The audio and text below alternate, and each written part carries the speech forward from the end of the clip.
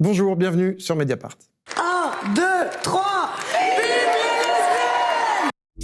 C'était au dernier festival de Cannes, les actrices du film La Petite Dernière qui poussaient ce cri « Vive les lesbiennes » à la fin d'une projection du film, une référence à une scène de ce film réalisé par Afsia Hersi, adapté du roman de l'écrivaine Fatima Das. À Cannes, ce film La Petite Dernière a obtenu un prix d'interprétation pour Nadia Meliti et la Queer Palm qui récompense le meilleur film LGBTQI+. Ce film, c'est l'histoire d'une jeune femme issue d'un milieu populaire qui commence à vivre son homosexualité.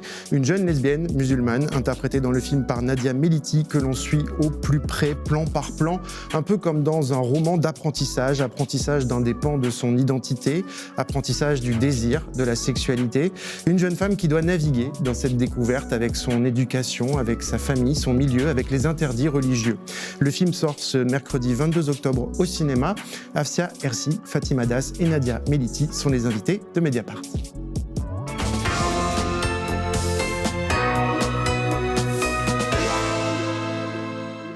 À l'air libre, l'émission en accès libre de Mediapart est disponible sur notre chaîne YouTube, sur les différentes plateformes de podcast. N'hésitez pas à vous abonner à Mediapart, à soutenir les médias indépendants en général. Abonnez-vous à Mediapart si vous le pouvez. Bonjour à toutes les trois, c'est un grand plaisir de vous recevoir. Afsia Hersi, vous avez 38 ans. Vous êtes née à Marseille, vous avez grandi dans les quartiers nord, révélée comme actrice en 2007 dans le film La Graine et le Mulet d'Abdelatif Kechiche, qui vous a notamment valu un César. Depuis, on vous a vu, je crois, j'ai compté dans à peu près 40 films, presque ça, hein, c'est beaucoup, vous tournez beaucoup. J'ai pu compter, oui. Ouais, beaucoup de films. On peut citer alors L'Apollonide de Bertrand Bonello en 2011, j'ai choisi. Plus récemment, Le Ravissement d'Iris Kaltenbach et aussi Borgo, bien sûr, de Stéphane Desmoustiers, dans le rôle de cette femme embarquée en Corse dans le banditisme, un rôle pour lequel vous avez remporté un César de la meilleure actrice. C'était il y a quelques mois, c'était en mars 2025. La Petite Dernière, c'est votre troisième film en tant que réalisatrice, après Tu mérites un amour et Bonne mère, qui rend hommage aux maires des quartiers populaires de Marseille, on en reparlera tout à l'heure. Et ce film, il est adapté de votre roman, Fatima Das, La Petite Dernière, publié il y a 5 ans, vous aviez 25 ans, c'était votre premier roman, publié aux éditions Noir sur Blanc. Aujourd'hui, il est disponible en poche. Alors, ce livre, à l'époque, il a beaucoup fait parler parce que votre personnage, Fatima, il parle d'elle, de sa vie, de sa famille, de son homosexualité, de cette éducation religieuse, avec des aspects religieux aussi, qui lui fait dire qu'elle vit dans le péché. Il a beaucoup fait parler aussi, tout simplement, parce qu'à l'époque, au cinéma ou dans la littérature, il y avait très peu de représentation de lesbiennes racisées en général, de lesbiennes arabes ou musulmanes en particulier. Est-ce que ça a changé ? Vous nous direz. Et vous venez de publier un deuxième livre qui s'appelle Jouer le jeu aux éditions de l'Olivier. Il met en scène Kaiden, qui est une jeune femme d'un quartier populaire qui s'oriente vers le concours de Sciences Po et qui va poser cette question, c'est celle du titre, faut-il jouer le jeu ou faut-il le changer ? Et c'est un des aspects aussi du questionnement qu'on va aborder aujourd'hui. Nadia Meliti, bonjour. Bonjour. Merci beaucoup d'être avec nous. Alors dans le film La Petite Dernière, c'est vous. Fatima Das, en fait, c'est vous. Vous avez 23 ans. Vous êtes étudiante en STAPS, c'est votre premier film. Vous avez été considérée comme la révélation du Festival de Cannes avec ce prix donc d'interprétation. Et à raison, en fait, vous êtes assez formidable dans ce rôle. On en reparlera. On va voir déjà la bande-annonce de ce film donc, qui sort le 22 octobre. Salam tout le monde. Fatima, t'as les mains dégueulasses. On travaille depuis tout à l'heure, tu sers à rien. Tu vas faire comment plus tard avec ton mari? Tu ne seras pas là. Quel mari qui va vouloir l'épouser? Elle a zéro féminité, regarde. Comme ça. Lui alors?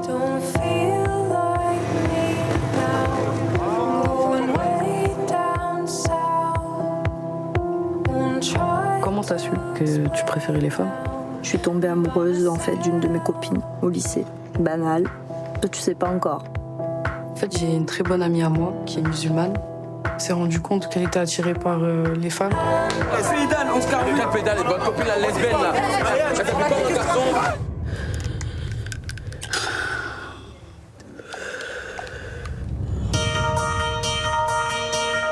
Oh, j'adore, t'es toute timide. Je sais ce que c'est de pas s'assumer, pas être bien dans sa peau, tout ça, mais à un moment, faut vivre, non?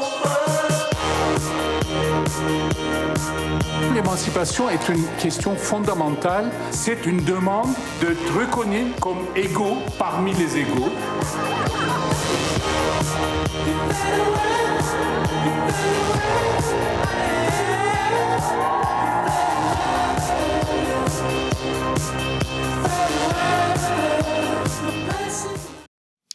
Afsia Hersi, pourquoi vous avez choisi d'adapter le roman de Fatima Das? Je crois que j'ai lu un entretien où vous disiez, en fait, on m'a parlé de ce livre, je l'ai lu, et je me suis dit, j'ai jamais vu un personnage comme ça au cinéma. Oui, en fait, on me l'a plutôt proposé. Donc, la productrice du film me l'a envoyé suite à la sortie de mon premier long-métrage, Tu mérites un amour. Donc, elle m'en a proposé l'adaptation. J'ai lu et j'ai eu tout de suite énormément d'émotions. Vraiment, le roman m'a bouleversée.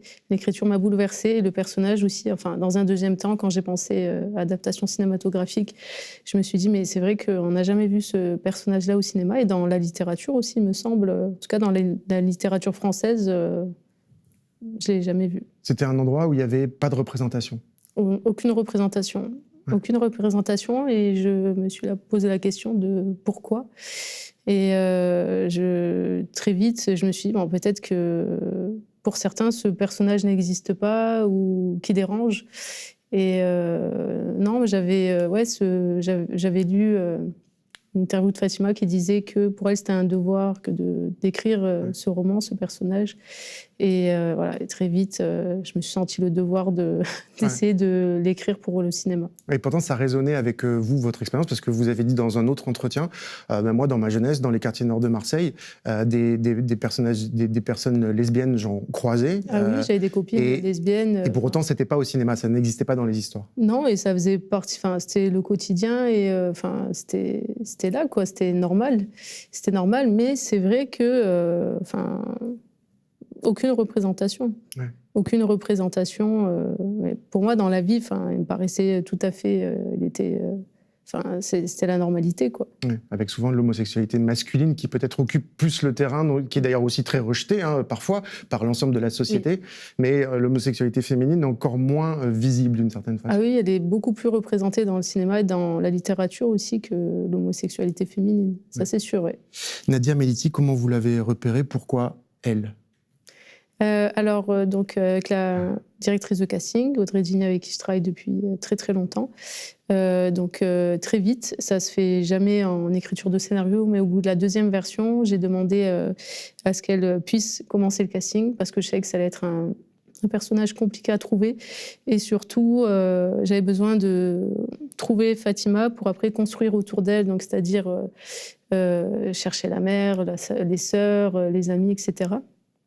Et très vite, au bout de, je crois, 15 jours de casting, chaque semaine, je recevais des photos. Je suis tombée sur la photo de Nadia, prise avec un téléphone. Et je sais pas, j'ai eu vraiment un truc, je sais pas, il y a eu quelque chose qui s'est passé et j'avais hâte, du coup, de la revoir. Et je l'ai revue à l'image. Et après, voilà, quand je l'ai rencontrée, c'était 100% dans ma tête. Mais bon, on a quand même continué... mais très vite, vraiment... on aurait pu arrêter au bout de 15 jours, ça a duré plusieurs mois. Mais non, c'était super, c'était une belle rencontre. Nadia Meliti, j'imagine tout ça est inattendu. Je crois que la rencontre, c'est avec cette directrice de casting, c'est à Paris. Vous êtes dans la rue et il y a quelqu'un qui commence à vous prendre en photo et vous ne comprenez pas au départ. Ah oui, mais il y a eu des étapes quand même avant qu'elle me prenne en photo. Ça s'est passé assez rapidement d'ailleurs, mais... il y avait, on va dire, 3 étapes distinctes qui étaient d'abord bonjour, j'ai un projet, j'aimerais vous en faire part, est-ce que vous serez intéressé pour un personnage? Et puis après, il y a la prise de coordonnées et puis à la fin, une photo. Donc, c'était assez rapide. Ouais. Comment on devient Fatima? Elle nous le dit, Afsia Hersi, elle voit en vous quelqu'un qui peut être Fatima, mais comment soi-même, quand on n'a par ailleurs jamais fait de cinéma, comment on devient Fatima, sachant que Afsia Hersi, elle a une image précise de ce qu'elle veut faire. Fatima Das, et j'en viens à vous après, Fatima Das, elle a fait un roman là-dessus. Comment on devient ce personnage? Je pense que de prime abord, c'est beaucoup de travail, beaucoup de connaissances avec les uns et les autres, en l'occurrence avec Afsia Hersi, puisque moi j'avais une idée assez préconçue de ce qu'était le cinéma et j'avais l'impression que les réalisateurs étaient plutôt autoritaires et dans une toute autre optique que j'ai pu découvrir en rencontrant Afsia. Donc de ce fait d'avoir la confiance déjà d'une réalisatrice, ça permet d'être à la hauteur des exigences, puisque sans expertise, on se demande si on est en capacité de réaliser une performance. Et d'être soutenu par la réalisatrice, ça donne une force et ça encourage aussi à établir une performance. Et puis par la suite, c'était beaucoup de visualisation. Donc, au premier abord, c'était plutôt la lecture du roman sur recommandation de la directrice de casting qui m'a dit voilà, c'est une option, mais t'es pas obligé de le lire. Mais c'est mieux quand même de le lire. Donc je le lis. Et en fait, j'adore ce personnage parce que elle s'émancipe, parce qu'elle lutte, parce qu'elle est combative, parce qu'elle est courageuse, parce qu'elle a envie de faire ce qu'elle veut, quoi, ce qui est propre à elle-même et fidèle à sa nature. Et j'ai trouvé que c'était très intéressant, puisque n'importe qui est Fatima en réalité. C'est une histoire très universelle, qui parle d'émancipation, de thématiques psychologiques, mais aussi sociologiques. Donc je pense que c'est un roman qui a plusieurs dimensions. En tout cas, le personnage traverse une pluralité d'émotions,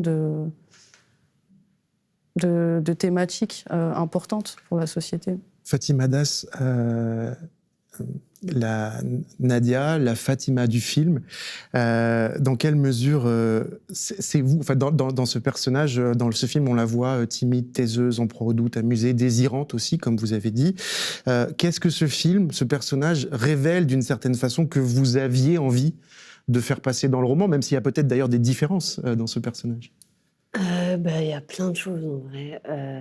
Déjà, je trouvais que le personnage, il collait complètement au personnage que j'avais créé des années plus tôt, quoi. Dans les silences, dans la manière d'observer les autres, dans la manière de se mouvoir, dans la manière d'interagir et aussi dans une certaine pudeur et le fait qu'elle se sente pas à sa place. Ça, je trouve que je l'ai vachement retrouvé dans le film.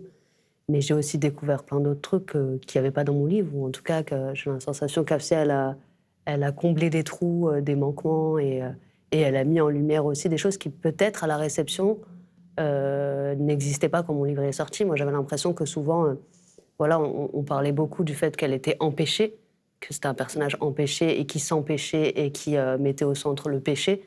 Et là, dans le film, je trouve qu'il y a vraiment la dimension du désir et la dimension des amours multiples et de la quête de la sexualité, quoi, qui était présent dans le livre, mais qu'on n'a pas forcément voulu voir parce que le péché a pris une place énorme. Parce que c'est moi et j'arrive et je parle de l'islam et je parle de l'homosexualité en même temps et je veux tout garder. Et donc, forcément, je pense qu'il y avait un truc, moi, qui était réducteur, quoi. Et là, ça me fait du bien de voir ce film exister et de voir que plein de gens l'ont déjà vu et des gens qui se reconnaissent, quoi. Et on parlait de représentation tout à l'heure, mais moi, ce livre, ce film, j'aurais tellement aimé le voir quand j'étais adolescente. Ça m'aurait permis d'aller mieux beaucoup plus vite, quoi, et de régler la question de l'homophobie intériorisée peut-être beaucoup plus rapidement que ça a été le cas, quoi. Alors, on va justement rentrer tout à l'heure dans ces aspects-là, mais d'abord, j'ai une question pour vous, Afsia Hirsi. Vous avez dit, je crois, dans un entretien à Society, qui était un super entretien, « J'aime bien quand ça ne fait pas film ». Et c'est vrai que votre approche, elle est quasi documentaire dans la manière de filmer, mais en même temps, c'est une fiction. Et quand on parle de classe, de genre, de sexualité, qu'est-ce que la fiction permet que le documentaire peut-être permet moins? En même temps, vous êtes cinéaste, donc vous faites du cinéma, mais qu'est-ce qui... Parce que vraiment, c'est une écriture très documentaire. Oui, parce que j'aime bien, même si ça reste quand même une fiction, mais quand je dis j'aime pas quand ça fait film, c'est surtout au niveau technique. C'est-à-dire que, par exemple, à la déco, je vais leur dire, il faut une déco qui se voit pas, au costume, pareil. Enfin, j'aime pas sentir la préparation, en tout cas l'image. Et ça nécessite en fait énormément de travail. C'est beaucoup de travail pour rendre les choses naturelles. Et même, les personnages qui parlent en même temps, etc., c'est un gros travail technique aussi en amont, justement, pour essayer de faire croire que c'est plus ou moins naturel, mais c'est beaucoup de travail. Et après, pour le film, pour moi, en tout cas, c'était important de rencontrer des gens, de recueillir des témoignages, d'aller sur les vrais décors où les gens se rencontrent. et pour être au plus proche de la vérité. Enfin, quand même, moi, j'avais pas envie de... déjà, j'avais, entre parenthèses, la responsabilité du livre de Fatima. Là, c'est pas comme si c'est une histoire que j'écris, moi, et je me dis, bon, ça plaît pas. Là, quand même, tout part du roman. S'il n'y a pas de roman, il n'y a pas de film. Et Fatima m'a accordé sa confiance. Donc, moi, je me devais, en tout cas, d'être au plus près de la vérité, et surtout, vu que c'était un milieu que je ne connaissais pas tellement, bon, à part mes amis, j'avais besoin vraiment d'aller voir sur le terrain et de m'imprégner des choses pour par la suite, pouvoir diriger... Sortir en club. Oui, c'était trop bien. Mais pour pouvoir diriger Nadia, les actrices autour, vraiment, j'ai fait comme si c'était moi qui allais jouer le rôle. Et c'était important et c'était trop bien. C'était incroyable. Même, j'ai passé énormément de temps avec le personnage du médecin, qui est un vrai pneumologue dans la vie, qui m'a parlé des heures de l'asthme, enfin voilà. Et voilà, cette approche un peu, entre parenthèses, documentaire, voilà, j'ai pris un vrai médecin, un imam qui joue un imam, enfin voilà, c'est des petites choses comme si, à gauche, à droite, voilà. Cinéma du réel. Touches, oui. Ouais. Avant de revenir à la question de la sexualité que vous avez commencé à aborder, Fatima Da, c'est la question... Je trouve que moi, en fait, il y a une question que je voudrais vous poser, enfin, un peu à toutes les trois, mais en fait, avant même de parler de la question de la sexualité, c'est le genre aussi qui est posé dans ce film. La sœur par exemple, il y a une scène très forte où la sœur de Fatima lui dit « T'as zéro féminité, on dirait un animal ». Et là, pour le coup, c'est pas lié à un milieu en particulier, c'est de la lesbophobie habituelle, ou même la société qui a du mal avec des gens qui rentrent pas dans les cases du genre.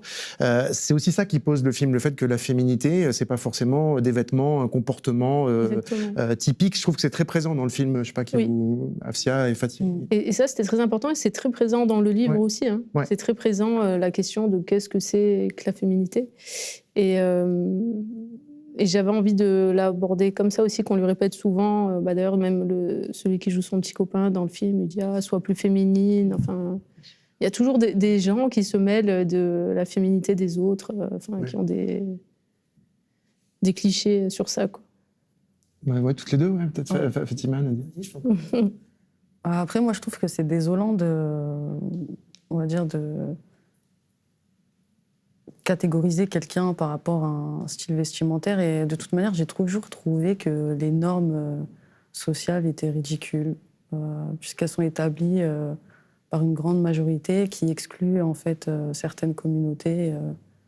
Et je trouve ça juste désolant pour eux, d'être limités et restreints dans leur ouverture d'esprit, mais aussi désolant pour les personnes qui le vivent. Puisque moi-même, j'ai un style assez androgyne. Parfois, je peux m'habiller chez l'homme comme la femme. Et je n'y vois pas du tout d'inconvénient. Mais de dire qu'une personne est moins féminine qu'une autre par rapport à un style vestimentaire et au regard de normes qui sont absurdes, je trouve ça pas cool, quoi. Fatima, là-dessus. Oui, mais moi, je trouve que c'est hyper réussi dans le film, quoi. Afsia a pioché des choses, mais c'est complètement renversé. Moi, ce que j'aime particulièrement, c'est la fin. Moi, dans le livre, c'était cette histoire de bijoux, quoi. La mère offre des bijoux tout le temps à sa fille. Et en fait, Afsia arrive et fait cette scène magnifique où la mère capte tout et où elle offre en fait à sa fille un maillot de foot, quoi. Et c'est là où je trouve que justement les injonctions de féminité que moi je traite beaucoup dans le roman, même surtout à travers la famille, là c'est complètement renversé. Et on termine sur quelque chose de l'ordre de l'amour, quoi. Et de ok, t'es ma fille. T'es pas exactement dans la bonne case comme il faudrait, mais je t'aime quand même, quoi. Et je sais, et j'accepte qui t'es, quoi. Et ça se fait en silence, en l'occurrence. Ça se fait par les yeux, par le regard. Exactement. Et par le cadeau. On a besoin de ça. Afsia Hersi, il y a quelque chose de très réussi dans le film, c'est la façon dont le sexe lesbien est évoqué, déjà, avec une scène assez formidable. De date dans une voiture, on n'en dit pas plus. La façon aussi dont le désir est filmé, alors on sait dans le cinéma, on va pas faire un cours de cinéma là, mais il y a ce qu'on appelle le male gaze, alors le regard masculin sur le corps des femmes, en particulier sur les femmes lesbiennes dont le désir il est jamais vraiment autonome du regard des hommes.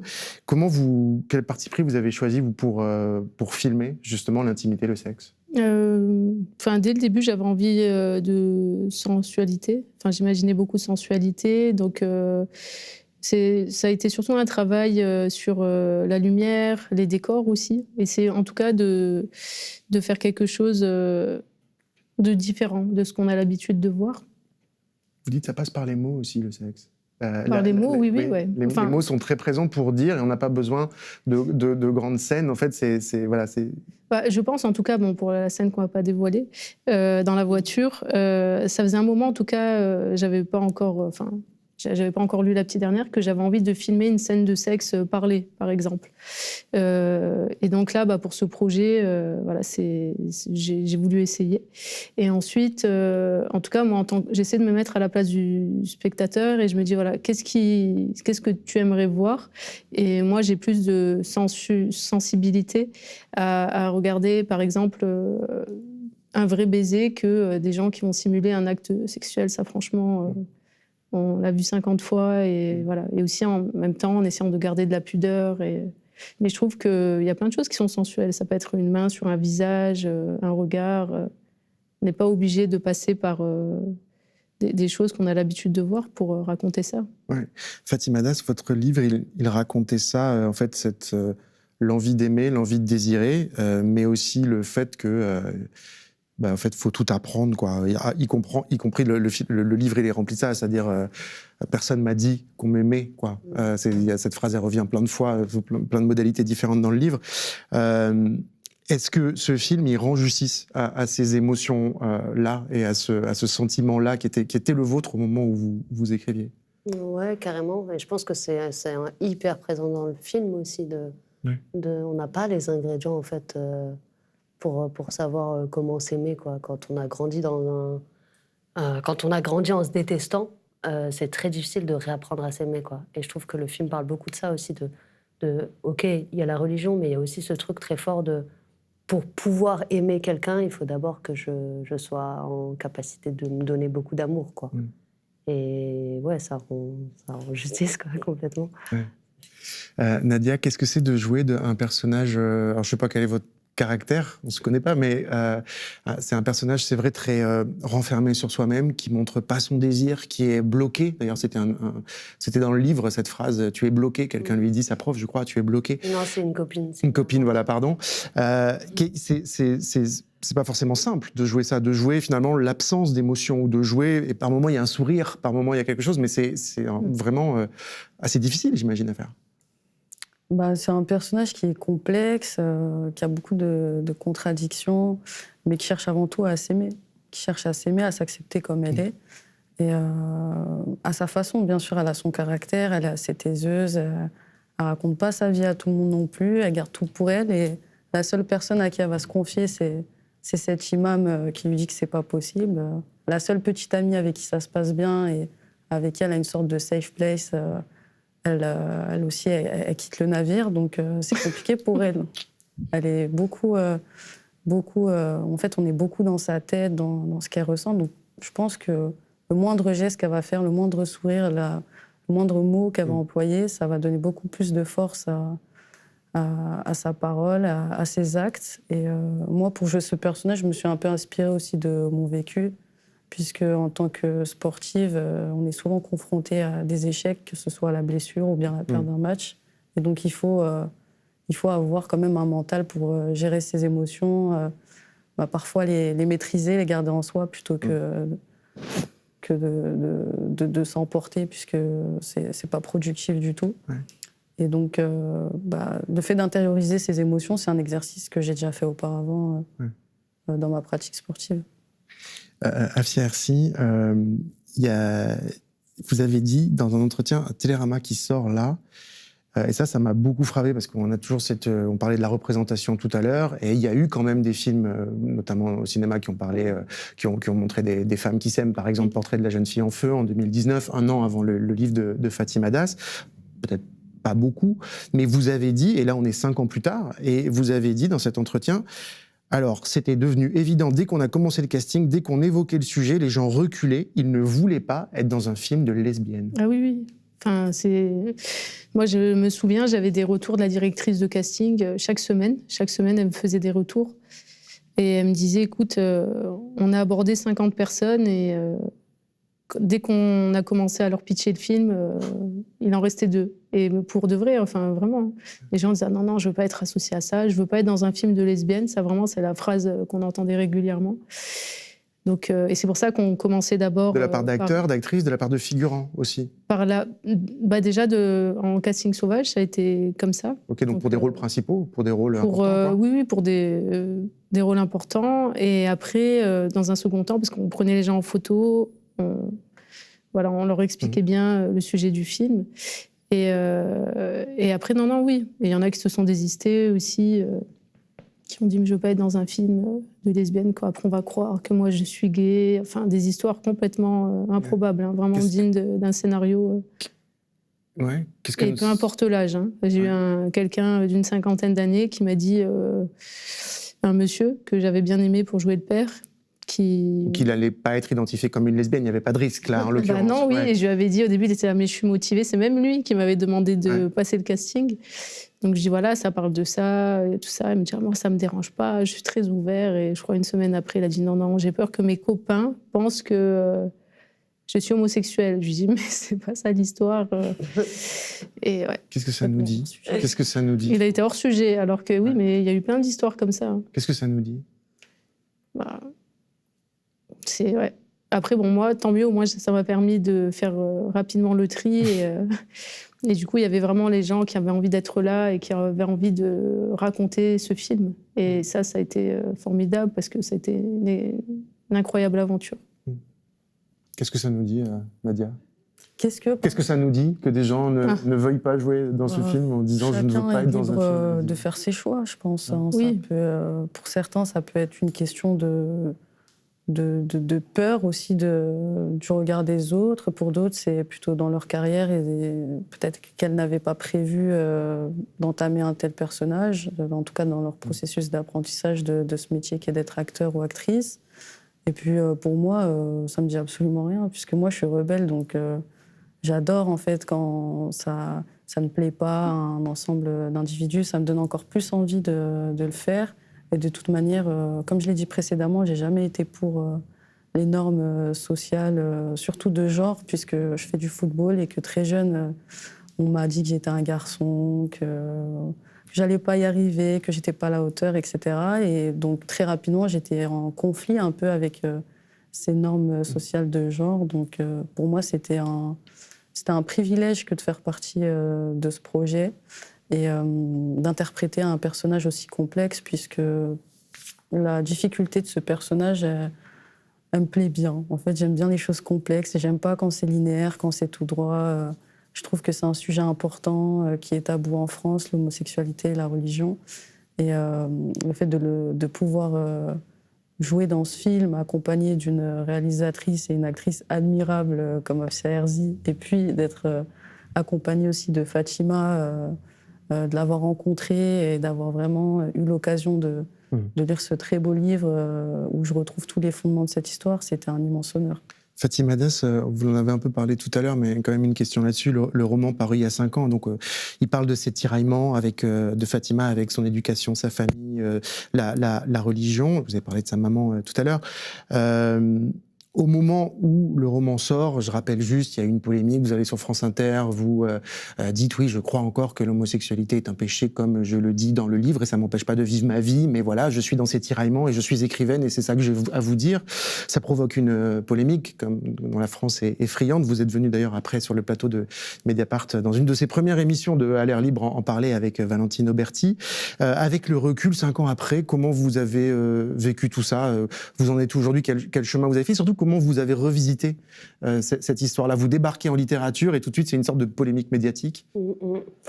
C'était extrêmement violent, en fait, parce que je pense qu'on n'a pas voulu entendre ce que j'essayais de dire et qu'on a voulu réduire mon propos. Donc, vous faire une porte-parole de quoi, de quelque chose, oui, c'est ça. Mais je pense qu'en fait, je devais arriver et en fait, la vérité, c'était pas que ce qui dérangeait, c'était pas la question du péché, c'était que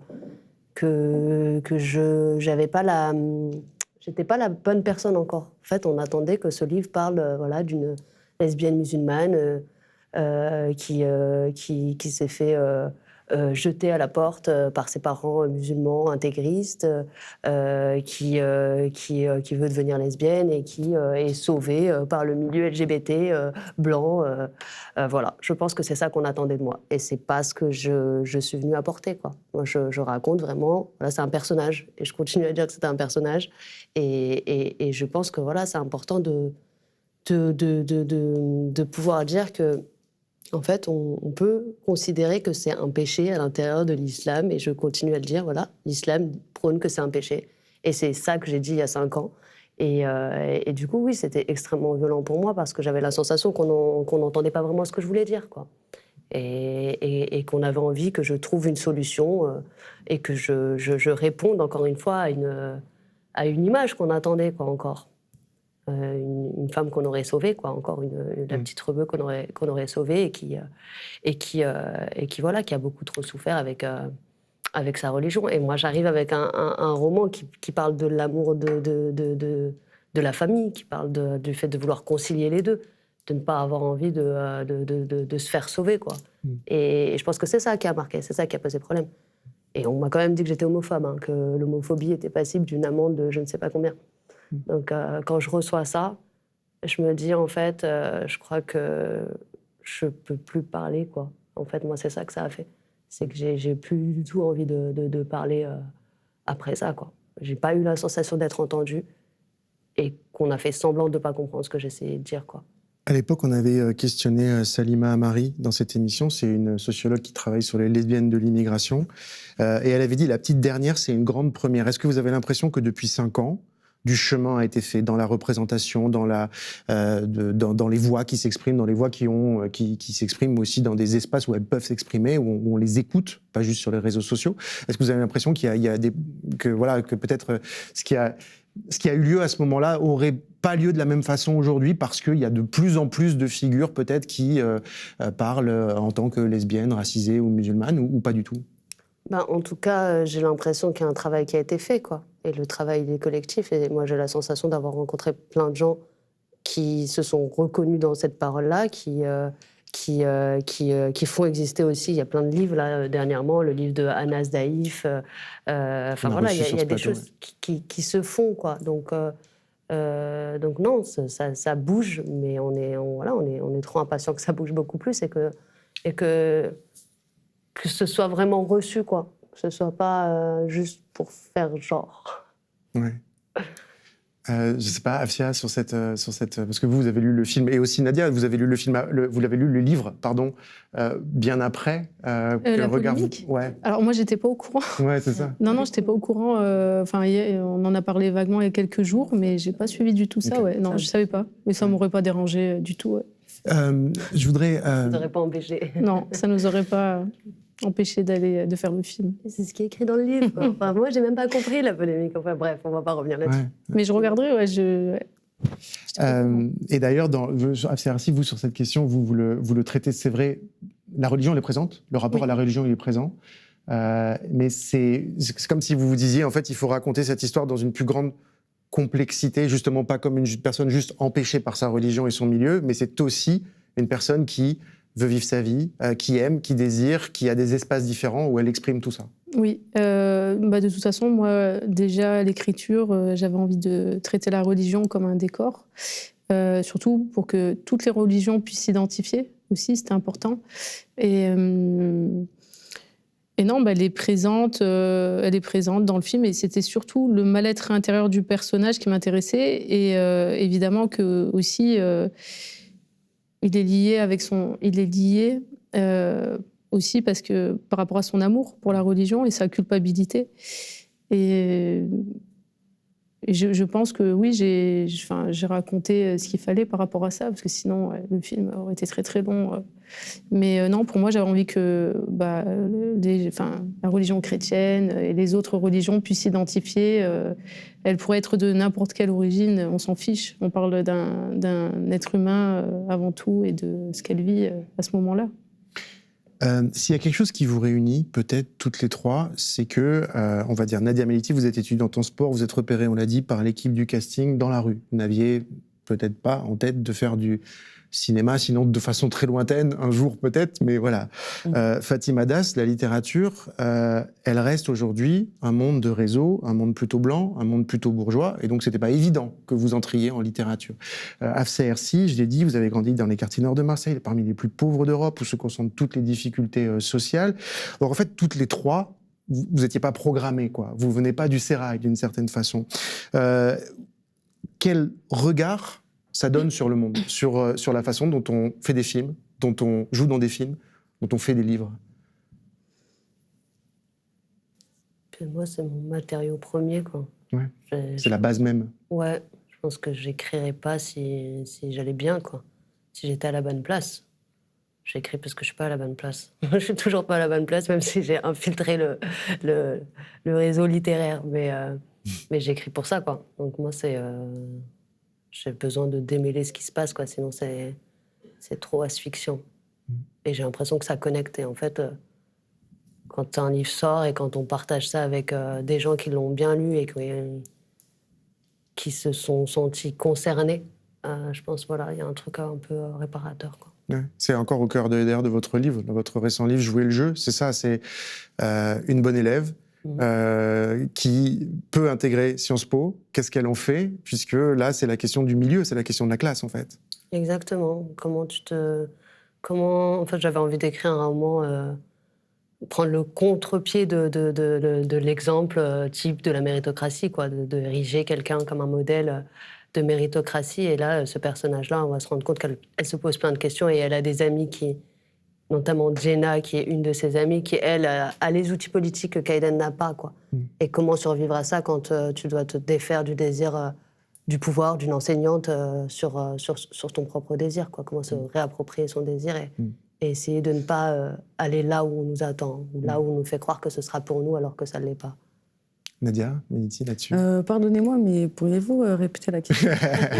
Non, c'est la question, c'est que vous n'étiez pas programmés pour faire du cinéma et c'est ce qui vous réunit toutes les trois. C'est-à-dire que voilà, vous venez de milieu populaire et la production du cinéma, de la littérature, c'est encore aujourd'hui des milieux bourgeois avec des réseaux, etc. Et donc voilà. Et donc c'était juste la question de voilà, vous comment vous voyez en tant qu'actrice. Ça. Ouais, je pense que c'est le fait d'avoir des objectifs en commun qui nous ont réunis sur ce projet. En tout cas, de transmettre une symbolique forte avec un film qui parle et qui aborde plusieurs thématiques qui sont importantes pour l'épanouissement d'une société. Enfin, moi, ce que j'ai adoré principalement dans en tout cas le film, c'est différent pour moi le roman, mais dans le film, j'ai adoré la question de l'altérité. Le rapport qu'on construit avec les autres, le rapport qu'on construit avec soi. Et je pense que c'est une question qu'on devrait tous se poser, puisque nous vivons quand même en société, il faut avoir en tout cas avoir un bon comportement, essayer de vivre ensemble. Et ces valeurs qu'on essaye d'atteindre, qui sont importantes en fait pour la société. C'est à travers les autres qu'elle s'émancipe, et qu'elle devient elle-même. C'est à travers les autres, mais c'est aussi à travers elle-même, puisqu'elle...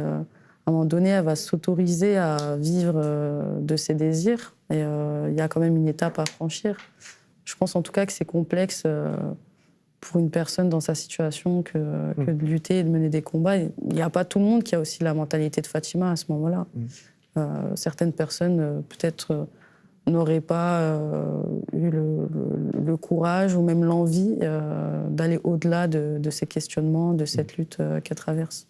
Afsa Hersi, dans ce même entretien de Society dont j'ai parlé, vous avez raconté assez simplement, c'était un entretien très long, le destin des garçons et des filles de votre génération, des quartiers nord de Marseille, des amis, des connaissances.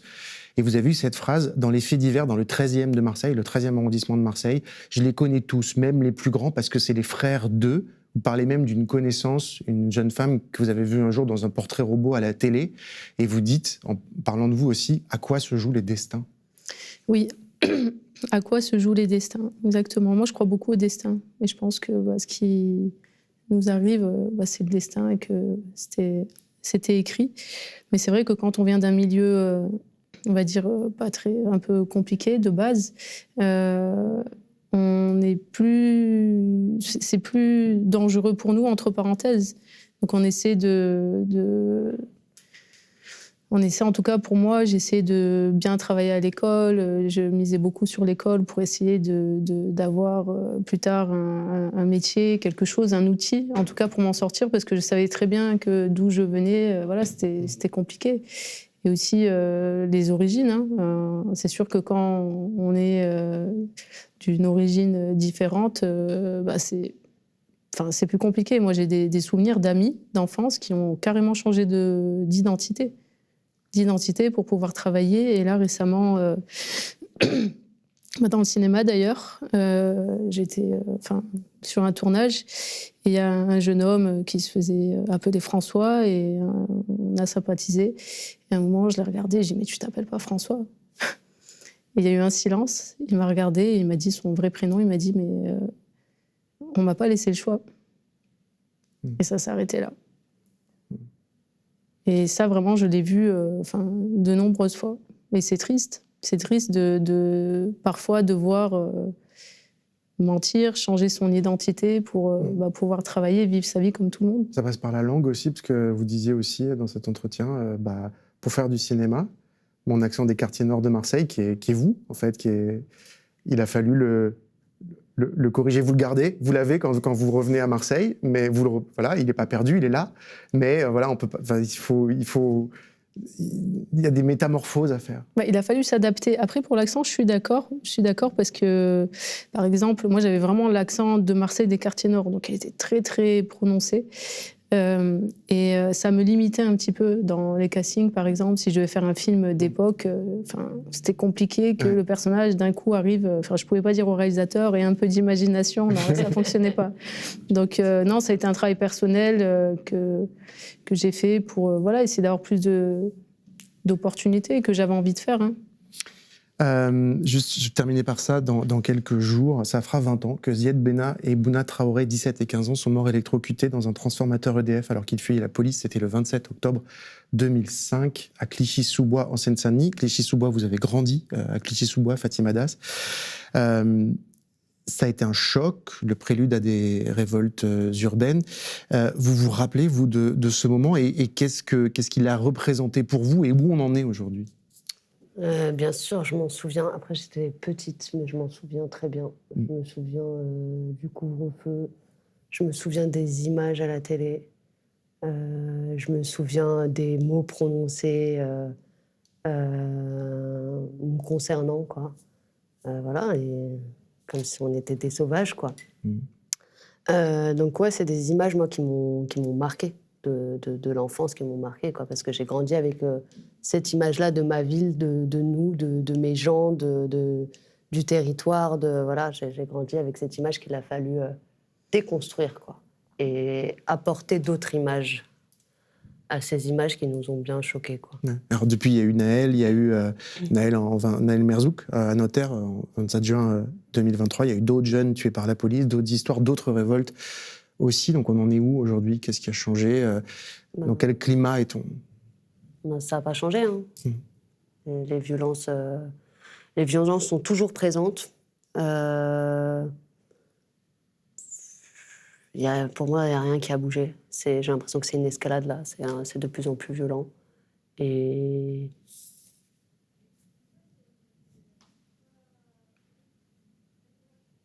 ouais, on se sent très seul, en fait. On a l'impression que nos vies comptent moins, quoi. J'ai vraiment ce sentiment-là, quoi. Que les vies de jeunes garçons racisés des quartiers populaires comptent moins. Et que tout le monde ne se sent pas concerné au même moment pour toutes les vies, quoi. Et ça rend très seul, quoi. On sent qu'on est entre nous, quoi, à sentir que cette violence-là est toujours d'actualité et qu'on a toujours peur pour les nôtres, quoi. FCRC, comment ce film ou votre cinéma il répond à ce dont nous parle Fatima Das, c'est-à-dire ce climat aussi de racisme là aujourd'hui, en plus des violences policières, décomplexé dans le paysage médiatique, dans le paysage politique? C'est triste et justement, à travers l'art, on essaie un petit peu de changer les choses, de montrer aussi la réalité de la vie, la mixité, les gens tels qu'ils sont. Merci beaucoup à toutes les trois d'être venues par le plateau de Mediapart. Peut-être on vous verra faire des films à nouveau ensemble dans les prochaines années, les prochains mois. Merci beaucoup Fatima Das, Nadia Meliti et Afsia Hersi. La petite dernière, votre film donc avec Nadia Meliti. Il est aussi d'autres actrices formidables, je veux le dire, comme Jimin Park et Mouna Soualem. Il est en salle ce mercredi 22 octobre. Merci à vous. Cette émission elle est en accès libre, possible seulement grâce à vos abonnements. Donc si vous le pouvez, abonnez-vous à Mediapart. Bonne soirée.